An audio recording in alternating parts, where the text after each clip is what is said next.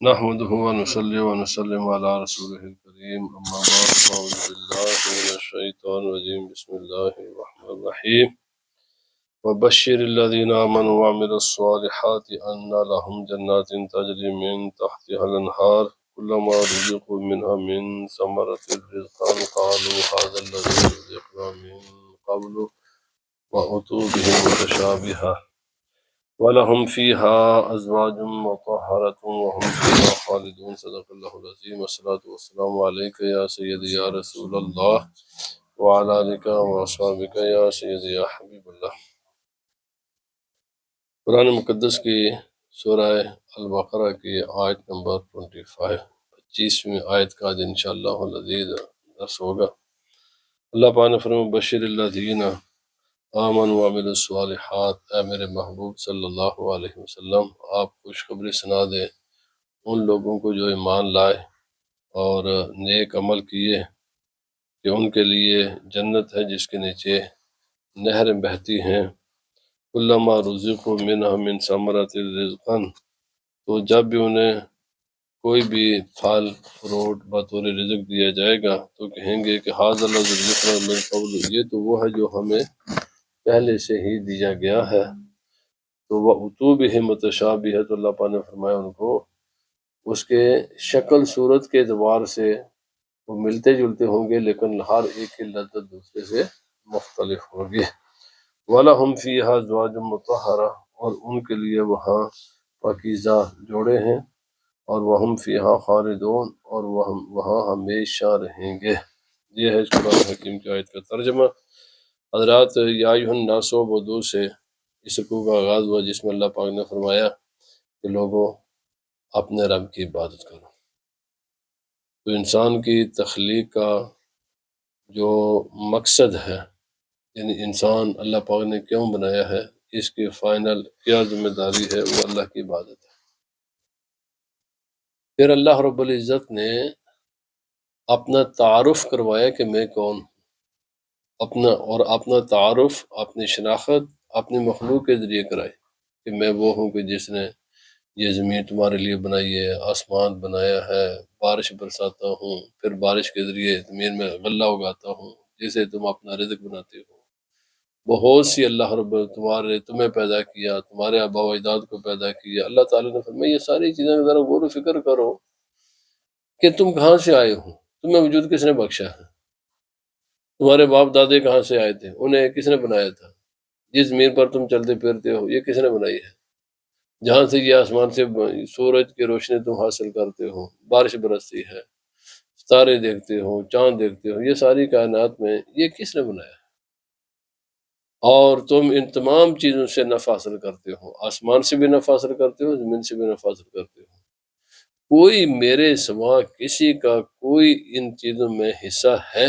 تو جواب یہ ہے کہ انسان جب غور و فکر کرے گا کائنات کی کہ بڑی بڑی نشانیاں دیکھے اور پھر اس کے ڈیپ جتنا بھی چلتا جائے، جتنا بھی سوچتا جائے گا، تو ہمیشہ ہر چیز کے غور و فکر کا نتیجہ یہ نکلے گا کہ نہیں، یہ نہ تو کسی انسان نے بنائے ہیں، نہ کسی بت نے بنائے ہیں، کسی نے بھی نہیں، یہ سب چیزیں بنانے والی ایک ذات ہے اللہ رب العزت کی۔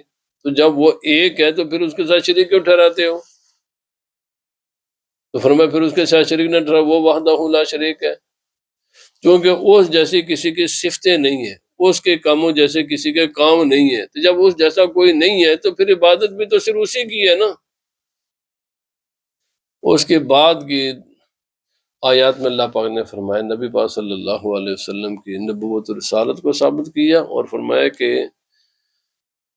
میرا نبی وہ ہے جس پر میں نے قرآن نازل کیا ہے۔ قرآن وہ کتاب ہے کہ جس کی مثل لانے سے جس طرح میری مخلوق کی طرح تم مخلوق نہیں بنا سکتے، اسی طرح میرے نبی نے جو کلام میرا سنایا ہے اس کلام جیسا تم کلام بھی نہیں بنا سکتے۔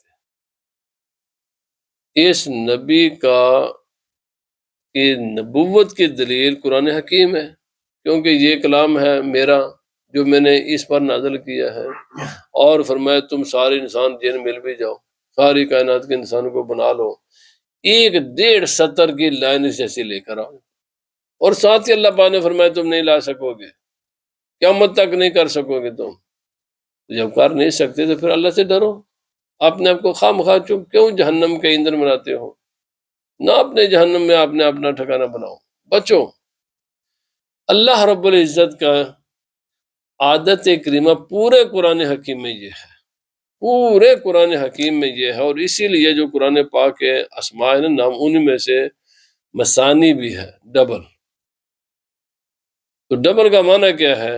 علماء نے فرمایا ڈبل کا معنی یہ ہے کہ قرآن حکیم نے جب بھی بیان کرتا ہے نا رحمت کا ذکر کرتا ہے، تو پھر رحمت کے ذکر پر اللہ قرآن پاک چھوڑنے دیتا ہے، ساتھ عذاب کا بھی ذکر فرماتا ہے، اور جہاں بھی عذاب کا ذکر ہوگا ساتھ رحمت کا بھی ذکر ہوگا، جہاں جہنم کا ذکر ہوگا ساتھ جنت کا ذکر ہوگا، اور جہاں جنت کا ذکر ہوگا ساتھ جہنم کا ذکر ہوگا۔ یہ ڈبل ہے۔ کبھی بھی اللہ رب العزت نے کبھی بھی کسی بھی مقام پر ایسا نہیں ہے کہ اللہ پاک نے بندوں کو اپنے رحمت کی بشارتیں تو دیں، مگر ساتھ یہ نہیں بتایا بھائی اگر نہیں کرو گے تو پھر جہنم بھی ہے، عذاب بھی ہے۔ تو اب اللہ رب العزت نے پہلے کفر کرنے والوں کو ان کے کفر سے بچنے کے لیے تنبیہ فرمایا کفر نہ کرو جہنم میں جاؤ گے۔ تو ایٹومیٹک سوال یہ پیدا ہوتا تھا نا کہ اگر کفار تو جائیں گے جہنم میں، تو جو اللہ کی عبادت گزار ہیں، جو اہل ایمان ہیں، جو اس کو مانتے ہیں، جو اس کی کتاب پر جو کتاب اللہ پاک نے نازل کی ہے کہ بھائی اس کتاب میں ہے میری ساری رضا، کن کاموں سے میں ہوتا ہوں راضی وہ بھی اس میں موجود ہیں، اور کن کاموں سے میں ہوتا ہوں ناراض وہ بھی ان میں موجود ہے۔ ناراضگی والے کام لے کر جائیں گے جہنم میں، رضا والے کام لے کر جائیں گے جنت میں۔ اگر ہم نے ان تمام وہ کام کیے تو پھر ہمارا ٹھکانہ کیا ہے؟ تو اللہ پاک نے یہاں فرمایا وَبَشِّرِ الَّذِينَ آمَنُوا وَعَمِلُوا الصَّالِحَاتِ، فرمایا خوشخبری سنا دو میرے محبوب ان لوگوں کو کہ جو ایمان لائیں اور ایمان کے بعد نیک عمل بھی کریں۔ یاد رکھیں ایمان بنیاد ہے، ایمان اصل ہے، ایمان بیج ہے، سیڈ ہے۔ یہ جس طرح سیڈ کے بغیر، بیج کے بغیر درخت کا تصور نہیں ہے، اس پر نہ کوئی اس کا ٹہنی، نہ کوئی شاخ، نہ کوئی پھل، نہ کوئی پھول، نہ کوئی پتے، کچھ بھی نہیں ہو سکتا۔ بھائی پہلی چیز ہے کہ سیڈ ہوگا تو پھر ہی اس کی کوئی تنا نکلے گا، پھر اس پر جناب شاخیں اور ٹہنیاں بنیں گی، پھر ان پر پتے نکلیں گے، پھول پھال پھول، یہ سارا معاملات یہ شروع سیڈ سے ہوتے ہیں۔ تو جنت میں جانے کا جو لیے سیڈ ہے نا وہ ایمان ہے، ایمان کے بغیر جنت میں داخلہ نہیں ہے۔ یہ قانون ہے، دنیا کے بھی قانون یہی ہے کہ پہلے مانو اس کے بعد سارے معاملات ہیں۔ جو مانتا نہیں ہے نا اس کے لیے کوئی اس کو تو سموت دی جاتی ہے، اس کو تو ہر دنیا کی حکومت جو باغی ہوتا ہے اس کو دنیا کی ہر حکومت سزا دیتی ہے، اور اس کو اپنے ملک میں داخلہ بھی نہیں ہونے دیتا۔ پہلے مانے، اسی لیے آپ جانتے ہیں جن ملکوں کو جو ملک تسلیم نہیں کرتے وہاں کا کوئی ویزا نہیں ملتا۔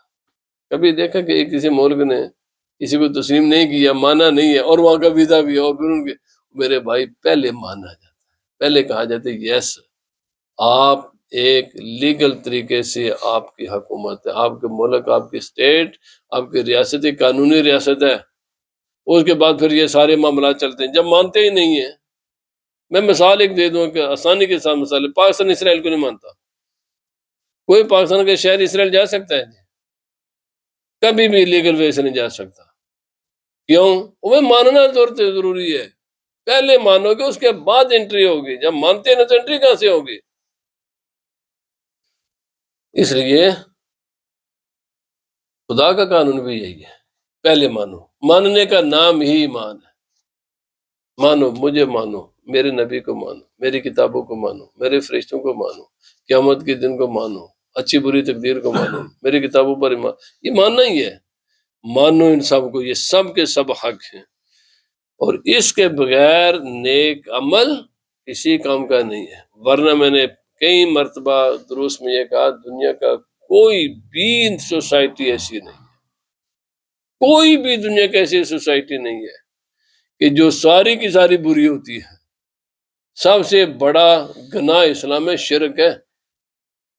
جو مشرک قوم ہے نا، عام جو معاشرتی معاملات ہوتے ہیں، عام اپیرنٹ چیزیں ہوتی ہیں وہ بھی غلط کام کو غلط کہتی ہیں اور غلط کام نہیں کرنے دیتے، اور وہ سارے کام غلط کرتے بھی نہیں ہیں۔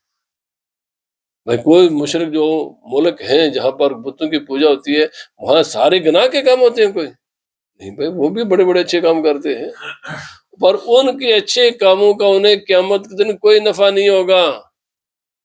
وجہ ہے کیوں نہیں نفع ہوگا؟ کیونکہ وہ مانتے نہیں ہیں۔ نہ ماننے سب کچھ معاملات چلتے ہیں ماننے سے، جو مانتا نہیں ہے پھر اس کے لیے کچھ بھی نہیں ہے۔ لیکن اگر کوئی مانے عمل نہ کرے تو ایسی بے شمار مثالیں موجود ہیں، بہت سی مثالیں موجود ہیں کہ جو کچھ بھی نہیں کریں گے لیکن جنت میں جائیں گے۔ نبی پاک صلی اللہ علیہ وسلم کی بارگاہ میں کتنے ایسے صحابہ کرام کیسے واقعات آتے ہیں، آئے کلمہ پڑھا ساتھ ہی موت واقع ہو گئی، یا شہادت ہو گیا، موت ہو گئی۔ انہوں نے کوئی نہ ایک نماز پڑھی، کچھ بھی نہیں کیا تھا، صرف ایک کام کیا، ایمان لایا۔ ایمان لانے کے ساتھ ہی کہاں چلے گئے وہ؟ جنت میں۔ پتہ چلا کہ اگر اچھا میں یہ دیکھیں روزانہ ہم کیا کہتے ہیں مسلمانوں کے بچے کہاں جائیں گے؟ بھائی جنت میں جائیں گے نا، یہ سب مسلمانوں کے بچے جنت میں جائیں گے۔ انہوں نے کوئی عمل کیا ہوتا ہے؟ کوئی عمل نہیں کیا ہوتا، کوئی عمل انہوں نے کیا ہوتا، نہ کوئی نماز پڑھتے ہیں یہ، نہ کوئی نماز پڑھتے ہیں، نہ کوئی روزہ رکھا، نہ کوئی حج کیا، نہ کسی قسم کی کوئی نیکی کی، بچہ بچپن میں فوت ہو گیا۔ سب کا یہ متفق علیہ عقیدہ ہے کہ مسلمانوں کے بچے جنت میں جائیں گے۔ اختلاف کفار کے بچوں کے بارے میں ہے کہ وہ کہاں جائیں گے، پھر اس میں علماء کا کچھ اختلاف ہے، لیکن مسلمانوں کے بچے میں تو کسی کا کوئی اختلاف نہیں ہے، یہ سارے کے سارے جنت میں جائیں گے۔ کیوں؟ حالانکہ انہوں نے تو کوئی عمل نہیں کیا ہوتا، اس لیے کہ وہ مسلمان کے گھر پیدا ہوئے، اور 99.99 یہی امید ہوتی ہے کہ یہ بھی اپنے ماں باپ کے دین پر ہی ہوں گے، اس لیے تو وہ جنت میں جائیں گے کیونکہ وہ مسلمان کے گھر پیدا ہوتے ہیں۔ تو بھائی اس لیے اہل سنت و جماعت جو عقیدے کی صحت پر زور دیتے ہیں نا، اس کا سبب یہ پورے قرآن مقدس میں آپ کو ایک آیت بھی نہیں ملے گی، اور پورے ذخیرہ حدیث میں آپ کو ایک بھی حدیث ایسی نہیں ملے گی کہ جہاں صرف عمل کی بنیاد پر ایمان کے بیاری جنت میں داخلے کا وعدہ کیا گیا ہے۔ بھائی تمام قرآن پاک میں اعمال خیر سے پہلے ایمان کو ذکر کیا کہ من عمل صالحا من ذکر او انثی وہو مومن، اللہ پاک نے یہاں پہلے ذکر کیا مگر ساتھ ہی شرط لگا کر ہم فرمایا جو بھی نیک عمل کرے چاہے مرد ہو یا عورت ہو، لیکن شرط یہ مومن ہو، یہ کنڈیشن ہے، اور یاد رکھ لیں کنڈیشنیں پہلے ہوتی ہیں۔ فرمایا مومن ہوگا تو جنت میں جائے گا، مومن کے بغیر نہیں ہے۔ تو اس لیے یہ آج اور جتنا عقیدہ کی صحت اور عقیدہ ضروری ہے، جتنی اس کی اہمیت ہے، اتنا ہی ہم لوگوں نے آج اس کو اگنور کیا ہوا ہے۔ کتنے اگنور کیا ہوا ہے، کتنے لوگ ہیں اہل سنت و جماعت، میں باقی کی بات میں اپنے لوگوں سے بات کرتا ہوں کہ جو جناب بیٹھ کر سیکھتے ہیں کہ عقیدہ ہوتا کس چیز، بدا کا نام ہے، ایمان کس چیز کا نام ہے۔ ٹھیک ہے وہ ایک اللہ کا کرم ہے، وہ اللہ کا کرم ہے کہ اجمالی عقیدہ بھی اللہ کی بارگاہ میں قبول ہے۔ ہم یہ نہیں کہتے کہ یہ جو لوگ عام لوگ ہیں یہ کوئی مسلمان نہیں، بھئی یہ مسلمان ہیں، مومن ہیں، اللہ کے بندے ہیں، انشاءاللہ اتنے بار بھی ان کی بخشش ہو جائے گی۔ لیکن میرے بھائی اس قسم کا عقیدہ ہمیشہ خطرے میں رہتا ہے۔ کوئی بھی انسان آپ کے دل و دماغ میں کوئی بھی بات ڈالے گا نا، تو ہو سکتا ہے کہ کسی وقت بھی کسی گمراہ کی بات آپ کے ذہن کو تباہ و برباد کر دے۔ یا تو اس کی دو ہی شکلیں ہیں اپنے ایمان کو بچانے کی، یا تو کسی کا جو مولانا روم نے فرمایا آنکھیں بھی بند، کان بھی بند، زبان بھی بند، نہ غیر کی تقریر سنو، نہ غیر کو دیکھو، نہ غیر سے کے پاس بیٹھو، بد مذہب کے پاس کسی بھی بد مذہب کے پاس کوئی تعلق نہ رکھو کسی قسم کا، عقیدہ بچ جائے گا۔ ایک طریقہ تو یہ ہے، ہم کہ نہیں ہماری رشتے داریاں بھی قائم رہیں، ہماری دوستی بھی قائم رہیں، ہمارے سارے کاروباری تعلقات بھی قائم رہیں، ہمارے سب کچھ یہ تھے، ان کو فرق بھی نہ، اور ہم عقیدہ بھی نہ سیکھیں اور ہم بچ بھی جائیں گے۔ میرے بھائی یہ ممکن نہیں ہے، یہ سوائے علم کے بغیر ممکن نہیں ہے۔ اگر یہ بھی انجوائے کرنا چاہتے ہیں نا آپ، کہ رشتے داری بھی رہے، کاروباری تعلق بھی رہے، فرینڈشپ بھی رہے، اور میں آتا جاتا بھی رہوں سب کے ساتھ، اور علم کے بغیر میں اپنے آپ کو بچا لوں، نہیں بچا سکتے، سوال ہی پیدا نہیں ہوتا، کیونکہ انسان کا دماغ ایک منٹ میں متاثر ہو جاتا ہے، ایک سیکنڈ نہیں لگتا اس کو پھرتے ہوئے۔ تو وہ اللہ جس کو بچائے، یا جس اللہ ہی کے فضل سے انسان کے پاس علم ہو، تو پھر وہ امتیاز کر سکتا ہے نظریات میں، گفتگو کسی کی گفتگو میں، کہ بھائی یہ گفتگو کا نتیجہ کیا نکلے گا، یہ صحیح ہے غلط ہے، کہاں تک صحیح ہے کہاں تک غلط ہے، کیا اس کی پوزیشن ہے، یہ ساری چیزیں۔ بہرحال کہنے کا مقصد یہ ہے بھائی، اپنے عقیدے کی حفاظت کیجیے۔ دو ہی طریقے ہیں، یا تو گمراہوں سے ٹوٹل اپنے تعلقات ختم کر دیں، لیکن یہ بھی ایک مشکل عمل ہے، کیونکہ ہر برادری میں لوگ کئی مختلف نظریات کے لوگ ہوتے ہیں، ہر محلے میں ہیں، ہر جگہ آپ کو نظر آئیں گے مختلف نظریات کے لوگ، سارے کے سارے صحیح تو نہیں ہیں، اور سارے کے سارے غلط بھی نہیں ہیں، یہ بھی نہیں ہے کہ سارے صحیح ہوں، اور یہ بھی نہیں ہے کہ سارے ہی غلط ہوں۔ کبھی بھی یاد رکھ لیں، پوری اسلام کی تاریخ میں جب نبی پاک صلی اللہ علیہ وسلم کے زمانے میں سارے صحیح نہیں تھے، تو بعد میں تو ظاہر بات ہے ان کی تعداد کچھ زیادہ ہی ہوگی نا، تھوڑی دن نبی صلی اللہ علیہ وسلم کے زمانے میں بھی تو سارے لوگ صحیح نہیں تھے نا، اور سارے غلط بھی نہیں تھے۔ یاد رکھیں، کسی زمانے میں سوسائٹی میں سارے انسان صحیح بھی نہیں ہوتے، سارے انسان غلط بھی نہیں ہوتے، انہی میں سے صحیح ہوتے ہیں، انہی میں سے غلط ہوتے ہیں۔ اب شناخت کرنی پڑتی ہے صحیح کون ہے غلط کون ہے، اور وہ علم کے بغیر ہو نہیں سکتے۔ بہرحال یہاں تک تو بات ہو گئی۔ اللہ پاک نے فرمایا ایمان، تو اس لیے عقیدہ صحیح رکھنا ضروری ہے۔ وعامل الصالحات، عمل بھی درست ہو۔ بعض لوگ کہتے ہیں جی آپ فلانے امام کے پیچھے نماز نہیں پڑھتے، میرے بھائی امام کے پیچھے نماز نہ پڑھنے کا مسئلہ صرف عقیدے کا نہیں ہے، علماء فرماتے ہیں اس لیے تین چیزیں ہیں: کریکٹ عقیدہ، کریکٹ عمل، اور کریکٹ ریسیٹیشن۔ ان میں سے ایک بھی چیز نہیں ہے تو نماز نہیں، ایسے اماموں کے پیچھے نماز نہیں ہوتی۔ عقیدہ ہی صحیح نہیں ہے، ایسے امام کے پیچھے بھی نماز نہیں ہوتی۔ عقیدہ تو صحیح ہے مگر اس کے عمل ٹھیک نہیں ہے، ایسے امام کے پیچھے بھی جو بد عملہ فاسق فاجر قسم کا امام ہے، بلا یعنی ان کو عام پرماننٹ ایک ہے، کبھی کسی ایئرپورٹ پر کسی ریلوے اسٹیشن سے کسی گزرتے ایسی کوئی صورت پیدا ہوگی تو آپ نے پال لی، وہ میں ان کی بات نہیں کرتا، ان کے مسائل الگ ہیں۔ یہ جو کبھی کبھار معاملات پیش آتے ہیں ان کے مسائل ہمیشہ الگ ہوتے ہیں، ان کو علماء الگ بیان کرتے ہیں، نادرات ان کو کہتے ہیں۔ جو نوادر صورتیں ہوتی ہیں نا، اچانک کبھی پیش آ جاتی ہیں، یا کبھی سفر کی وجہ سے یا کسی وجہ سے، ان کے معاملات الگ ہیں۔ جو پرماننٹ چیز ہوتی ہے ان کے مسائل الگ ہوتے ہیں۔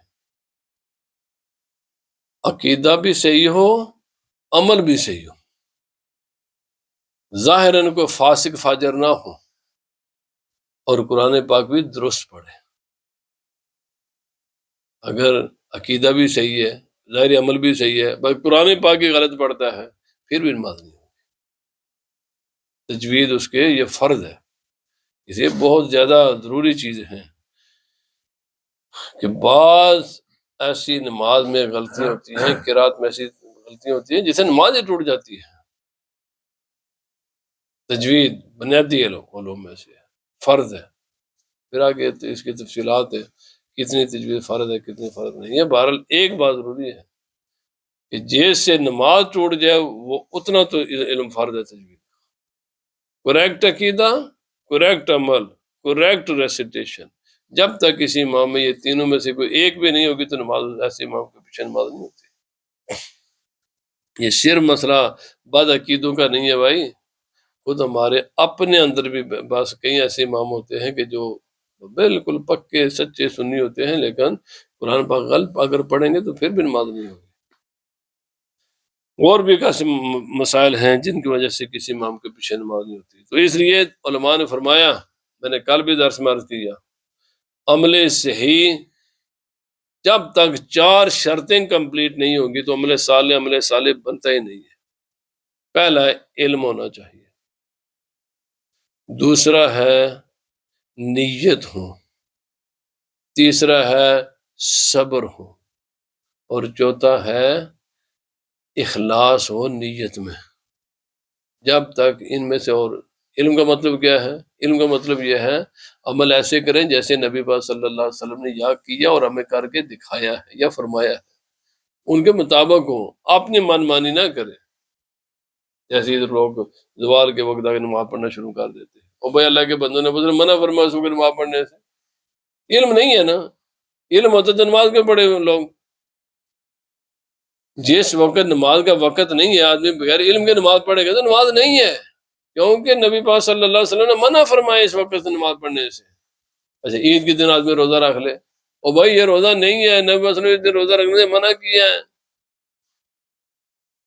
علم ہونا ضروری ہے کسی بھی عمل کے عمل صالح بننے کے لیے۔ پہلی شرط علم ہے، تو آدمی کو اس کا علم بھی ہونا چاہیے، کیونکہ ہر چیز کی مختلف جہتیں ہیں، بعض جہتوں سے وہ عمل تباہ و برباد ہو جاتا ہے اور بعض عملوں سے وہ صحیح رہتا ہے۔ تو یہ بھی پتہ ہونا چاہیے نا، کم از کم نماز کے جو فرائض ہیں، کتنی چیزیں نماز میں دیکھتا ہوں کبھی کبھی، یعنی ترک ہوا فرض، ایک آدمی کا رکوع رہ گیا، سیدھا چلا گیا سجدے میں، اٹھ کر سیدھا صاف کیا، اللہ کے بندے رکوع رہنے سے سجدہ صاف اس کمی کو پورا نہیں کرتا، کیونکہ رکوع کرنا فرض ہے۔ فرض اگر نماز میں رہ جائے گا تو کچھ بھی نہیں، اس کا حال ہے نماز دوبارہ پڑھنی پڑے گی، یہ سیدھا صاف سے کمی پوری نہیں ہوتی۔ اچھا کبھی ہم سنت، کوئی نماز کی سنت رہ گئی تو سجدہ صاف کر لیا، اللہ کے بندے سنت رہنے سے سجدہ صاف ضروری نہیں ہوتا، بلکہ ہوتا ہی نہیں ہے۔ سجدہ صاف تو ہوتا ہے فرض کے تاخیر ہو جائے، فرض کی ادائیگی میں، یا واجب کی ادائیگی میں تاخیر ہو، یا واجب مس ہو، ان 3 چیزوں سے سجدہ صاف ہوتا ہے۔ میں نے مثال دے دی آپ کو۔ اسی طرح میں نے آج بھی یہ مسئلہ بتایا، بعض لوگ کبھی کبھی رمضان شریف میں نا چاند کا کہ مسئلہ بن جاتا ہے، بعض ایک کہتے ہیں جناب چاند ہو گیا، دوسرا نہیں ہوتا، دو کہتے چلو جی انہوں نے کفارہ دے دیا ہے جی۔ اللہ کے بندو، اس طرح کے معاملات میں کوئی کفارہ نہیں ہوتا، بالکل ذرہ برابر بھی کفارہ نہیں ہے۔ او جی سعودی عرب نے اتنے ارب ریال کفارہ دے دیا، کفارہ ہے ہی نہیں ہے اس مسئلے میں۔ پتہ بھی یہ کفارہ کب ہوتا ہے کسی کو خبر کہ کفارہ کب واجب ہوتا ہے؟ رمضان شریف کا بھی روزہ اگر انسان نہ رکھے تو کفارہ نہیں ہوتا، صرف ایک روزے کی قضا ہوتی ہے۔ کفارہ روزہ توڑنے سے ہوتا ہے، اور اس میں بھی 3-4 شرطیں ہیں۔ روزہ آپ نے رکھا ہے، رمضان شریف کا رکھا ہے، توڑنے کو آپ کے پاس شرعی عذر بھی نہیں ہے، اور باقی بھی کچھ کنڈیشنیں ہیں، وہ کنڈیشنیں بھی نہیں ہیں، آپ نے روزہ رکھنے کے بعد توڑا ہے اور جان کر توڑا ہے، تو پھر میرے بھائی کفارہ ہوتا ہے۔ تو یہ چاند کے مسئلے میں تو لوگ روزہ رکھتے ہی نہیں صبح سے، تو کفارہ کدھر سے آ گیا؟ اور اس مسئلے میں تو کفارہ ویسے بھی نہیں ہے، کیونکہ وہ یقینی طور پر تو ان کا تو یہی عقیدہ ہوتا ہے کہ آج ہماری عید ہے، وہ اس کو رمضان رکھ کر تو وہ عید کرتے ہی نہیں نا، اس کو تو عید کا دن شوال کا دن سمجھ کر عید کرتے ہیں۔ وہ الگ بات ہے کہ وہ شوال ہوتا ہے یا نہیں ہوتا، عوام الناس تو اس کو شوال ہی سمجھتے ہیں، وہ الگ مسئلہ کہ فیصلہ کرنے والے غلطی پر ہوتے ہیں، لیکن جو فیصلے پر عمل کرتے ہیں وہ تو غلطی پر نہیں نا ہوتے، وہ تو اس کو صحیح سمجھ رہے ہیں۔ تو بھائی ایسی صورت میں کوئی کفارہ نہیں ہوتا، اگر بعد میں ثابت بھی ہو جائے نا، فرض میں ثابت ہو جائے جی فیصلہ کرنے والوں سے غلطی ہو گئی ہے، غلطی ہو بھی جائے نا، کوئی کفارہ نہیں ہوتا، صرف روزہ قضا کرنا پڑتا ہے۔ میرے کہنے کا مقصد یہ، میں نے یہ چند مثالیں آپ کو دی ہیں کہ ہر عمل کے لیے علم ضروری ہے اور نیت بھی ضروری ہے۔ کیوں؟ نیت ہی تو عادت اور عبادت میں فرق کرتی ہے. آدمی کھڑے ہوتے ہیں، ہم کھڑے ہوتے ہیں کہ نہیں؟ آپ 10 منٹ بھی ادھر کھڑے ہو نا، تو یہ آپ کا کھڑا ہونا اور نماز کے لیے کھڑا ہونا، ان دونوں میں فرق کیا چیز بناتی ہے؟ نیت کرتی ہے. جب عبادت کے نیت سے کھڑے ہوں گے شرائط کے ساتھ وہ بنے گی عبادت. جب بغیر عبادت کے نیت کے کھڑے ہوں گے وہ ہماری ہوتی ہے عادت. دو چیزیں، افضل اور غیر افضل کا فرق نیت سے ہوتا ہے. افضل اور غیر افضل کا فرق صرف نیت کرتی ہے. نیت کے بغیر افضل غیر افضل کا فرق نہیں ہو سکتا. ایک چیز. دوسرا، کوئی بھی چیز اس کو جو عادت اور عبادت میں فرق صرف نیت کرتی ہے. مثلا میں آپ کو مثالیں دے دوں. فجر کی ہم 2 کیا پڑھتے ہیں جی؟ سنتیں.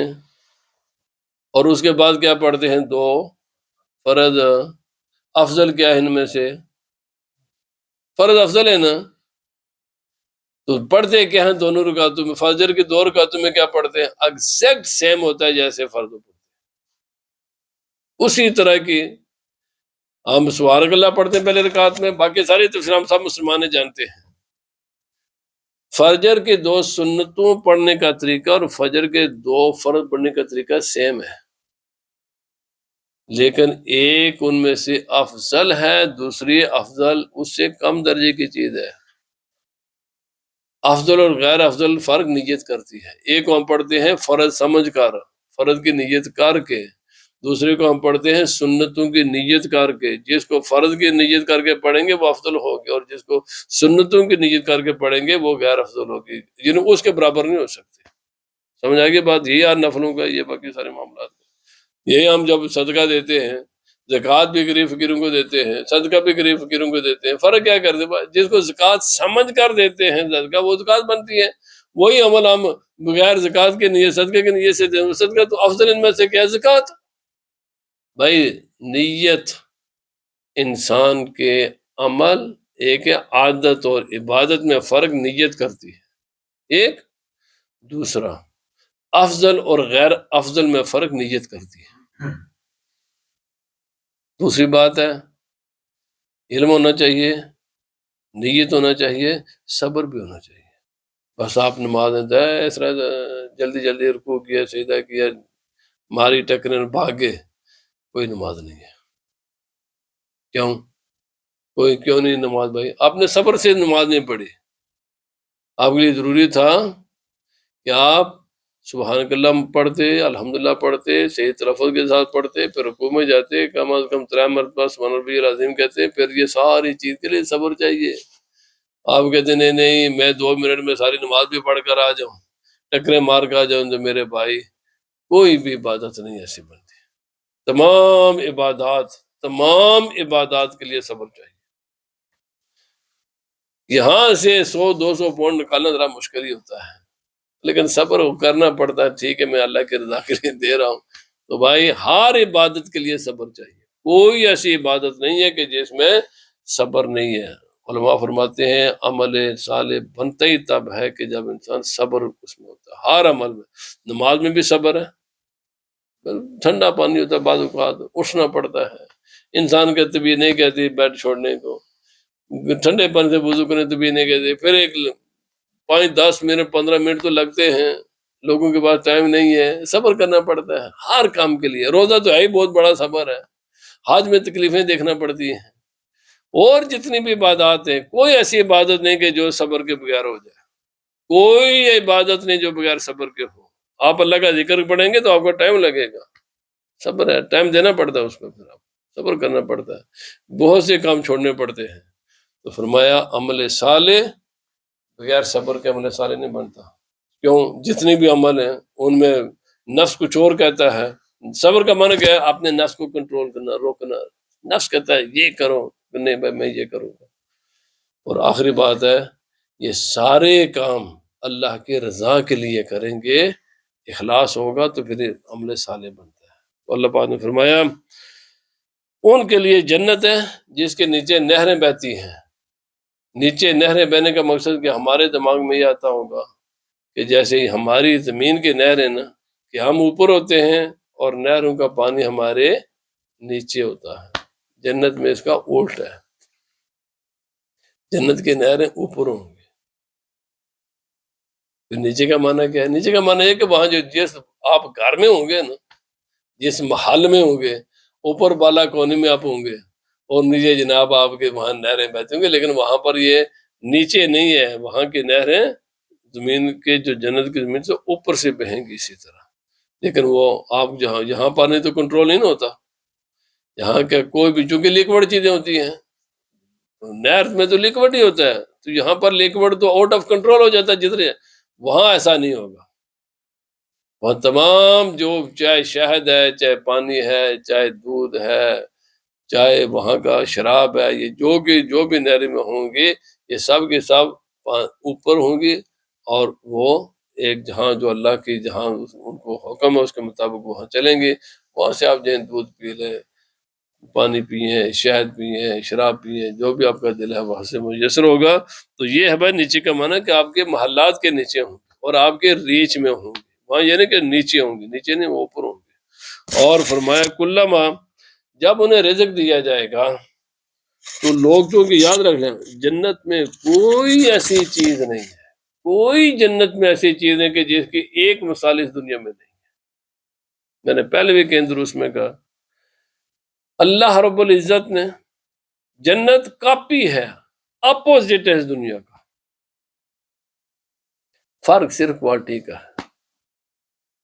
جو یہاں پر پھل ہیں وہاں بھی ایسے ہی پھل ہیں، یہاں پر عورتیں ہیں، ہسبینڈ ہیں، وہاں بھی ایسے ہی ہے، یہاں بھی شہد ہے وہاں بھی شہد ہے، یہاں دودھ ہے وہاں بھی دودھ ہے، یہاں پانی ہے وہاں بھی پانی ہے، سب کچھ یہی ہے، بس یہی یہاں مٹی ہے وہاں میں، پر فرق یہ ہے وہاں کی مٹی مسک کی ہوگی، کستوری ہوگی، یہاں کی اینٹیں مٹی کی ہیں، وہاں کی اینٹیں سونے اور چاندی کی ہوں گی، یہاں کی عورتیں کچھ خوبصورت اور کچھ بیچاری واجبی سی، وہاں کی انتہا درجے کی خوبصورت، یہاں کبھی ہماری خوبصورتی کبھی مدم پڑ جاتی ہے، کبھی ذرا میک اپ کر کے ان کو بڑھا لیتے ہیں، وہاں پر ایسا نہیں ہوگا، وہاں ہر مرتبہ جب کوئی بھی شوہر اپنی بیوی کو دیکھے گا اور بیوی اپنے شوہر کو دیکھے گا، ہر مرتبہ پہلے سے زیادہ خوبصورت نظر ہے، اور وہاں بڑھاپا تو ہے ہی نہیں ہے، وہاں ہی جوانی ہے،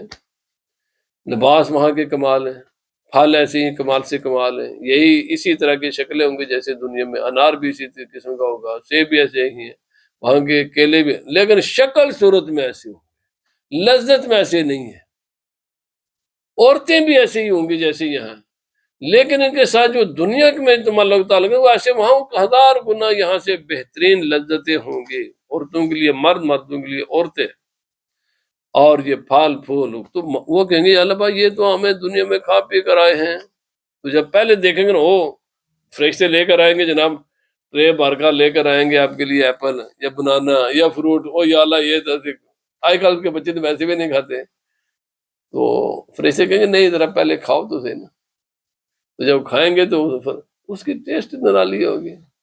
اچھا یہ ایک ٹرین پھر لے کر گئے تھے، ایک اور لے کر آئیں گے، وہ کہیں گے ابھی تو کھائیں، تو فرمایا نہیں پہلے چکھو، بعد میں کرو، تو جب کھائیں گے تو شکل صورت سے پہلے کے ساتھ یا دنیاوی فروٹ کے ساتھ ملتی ہوں گی، لیکن اس کی جو لذت ہے ہر مرتبہ پہلے سے مختلف، اور جنت کی ہر چیز پہلے سے، جیسے جیسے انسان کے او یہ پہلے میں، تو اللہ پاک اس کو اس سے بڑھا دے گا۔ وَلَهُمْ فِيهَا أَزْوَاجٌ مُطَهَّرَةٌ، وہاں پر پاکیزہ جوڑے ہوں گے۔ مقصد کیا ہے؟ یہ نہیں کہ بیویوں ہوگی، بھائی بیویوں کے لیے، عورتوں کے لیے پاکیزہ مرد ہوں گے اور مردوں کے لیے پاکیزہ عورتیں ہوں گی۔ بس دنیا میں تو انسان کام کرتا ہے، مرد بیچارے محنت کرتے ہیں، ان کے جسم سے بدبو آتی ہے، اور کبھی عورتوں کے مخصوص ایام شروع ہو جاتے ہیں، یا وہ بھی کوئی 2 4 دن نہ نہائیں تو ان کے جسم سے بدبو آتی ہے، ویسے بھی ان کو جو منتھلی مسائل رہتے ہیں جس کی وجہ سے، یا بچوں کے برتھ کا مسئلہ ہوتا ہے، اور بھی کئی معاملات ہوتے رہتے ہیں، تو جس کی وجہ سے کبھی کبھی ان کے جسم سے تعفن آتا ہے جس سے مرد نفرت کرتا ہے، اور اسی طرح مرد کے جسم سے کبھی کبھی بدبو آتی ہے جس سے عورتیں نفرت کرتی ہیں، وہاں وہ یہ نفرت کا مسئلہ نہیں ہے، وہاں پر مرد بھی انتہا درجے کے پاکیزہ خوشبو، اور عورتیں بھی انتہا درجے کی پاکیزہ ہوں گی، کوئی کسی قسم کی نفرت۔ اور پھر دوسری یہ بات ہے کہ جنت میں حسد بھی نہیں ہے، دشمنی بھی نہیں ہے، بغض بھی نہیں ہے۔ لوگ آپس ایک، یہاں تو کبھی کبھی لوگ حسد بغض کی وجہ سے ایک دوسرے کو دیکھنا پسند نہیں کرتے، وہاں پر یہ کوئی چیز نہیں۔ جسمانی بھی پاکیزگی ہے، جس جگہ پر رہیں گے وہ جگہ بھی صاف ستھری پاکیزہ ہوں گی، اور جس ماحول میں رہیں گے وہ ماحول بھی انتہائی پاکیزہ ہوں گے۔ وہاں پر کوئی نہ جسمانی نہ روحانی نہ کسی قسم کی کوئی گندگی نہیں ہوگی، وہ پاکیزہ جگہ ہے۔ اب سوال یہ ہوتا ہے، لباس میں انسان انتہائی درجے کے قیمتی ہوں گے، اور ہر لباس دوسرے سے، اور پھر جیسے انسان خواہش کرے گا، جس چیز کے خواہش کرے گا اس کے مطابق وہ ملیں گے۔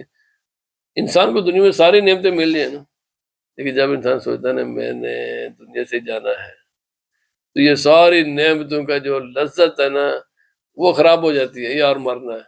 جب سوچتا ہے نا انسان بہترین سامنے کھانے ہوں، بہترین لباس نے انسانی لباس پہنا ہو، سب کچھ ٹھیک ہو، لیکن جب یہ سوچ رہا ہے میں نے مرنا ہے تو مزہ کر کرا ہو جاتا ہے۔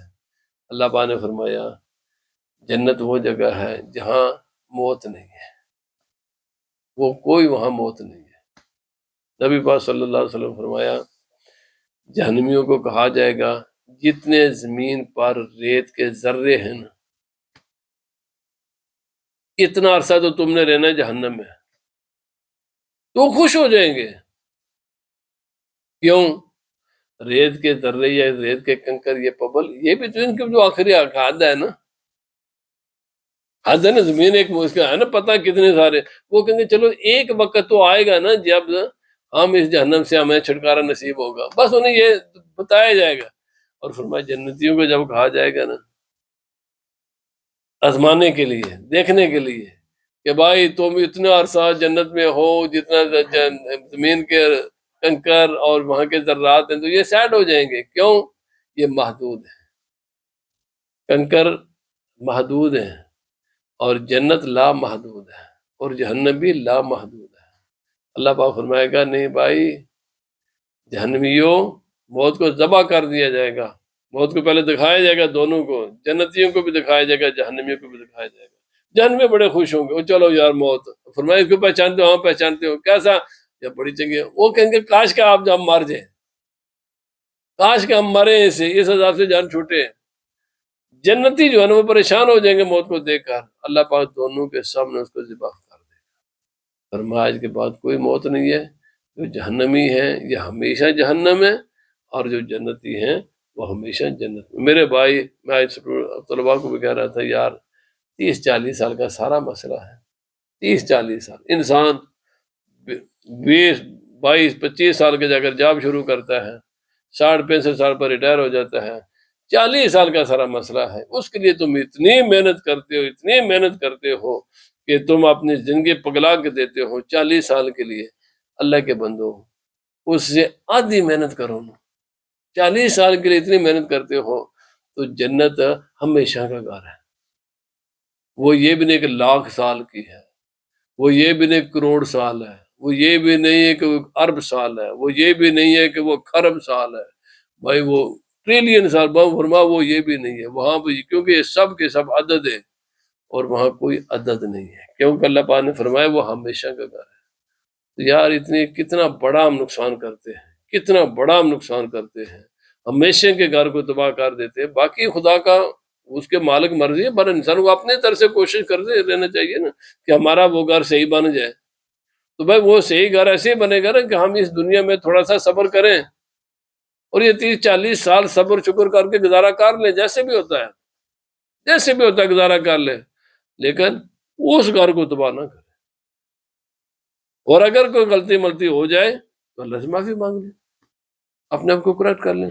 اللہ پاک مجھے بھی، آپ کو بھی، جو کچھ میں نے کہا ہم سب کو اللہ تعالیٰ اس پر عمل کی توفیق عطا فرمائے، اور ہماری غلطیاں خدا اللہ تعالیٰ معاف فرمائے، اور اپنے فضل سے، اپنے کرم سے اللہ تعالیٰ ہمیں جنت کا مستحق بنائے۔ کہ اللہ تعالیٰ یہ اس کے کرم پر ہی ہے بھائی، لیکن بہرحال محنت کرتے رہنے چاہیے، باقی اس کے کرم کی امید رکھنی چاہیے۔ اللہ پاک ہم سب کو ہماری غلطی معاف فرمائے، اور ہمیں جنت کا مستحق بنائے. وما علینا